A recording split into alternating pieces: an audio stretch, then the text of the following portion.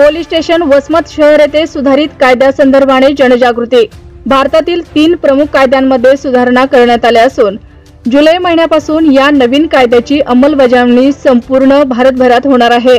पूर्वीचे भारतीय दंडविधान संहिता ऐवजी आता भारतीय न्याय संहिता 2023 प्रमाणे कायदा तयार करण्यात आला असून फौजदारी प्रक्रिया संहिता 1973 ऐवजी आता भारतीय नागरिक सुरक्षा संहिता 2023 प्रमाणे कायदा प्रणाली तयार करण्यात आली असून भारतीय पुरावा कायदा ऐवजी आता भारतीय साक्ष अधिनियम 2023 याप्रमाणे कायद्याच्या नियमावली तसेच नामामध्ये बदल करण्यात आला असून या तिन्ही नियमांची अंमलबजावणी 1 जुलै 2024 पासून अंमलात आली आहे। नवीन कायद्याप्रमाणे कामकाज सुरू झाले आहे।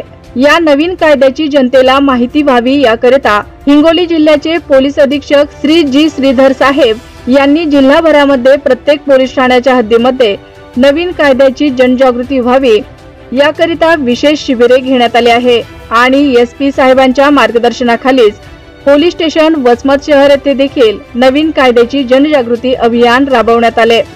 सदरचे अभियान हे पोलीस स्टेशनच्या प्रांगणात घेण्यात आले।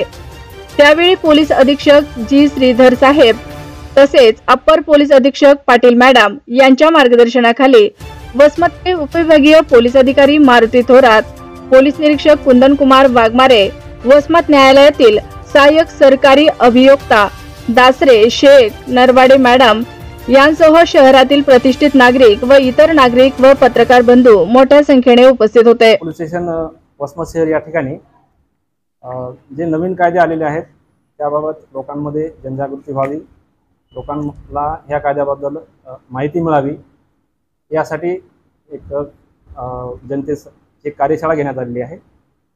पूर्वीचे जे कायदे होते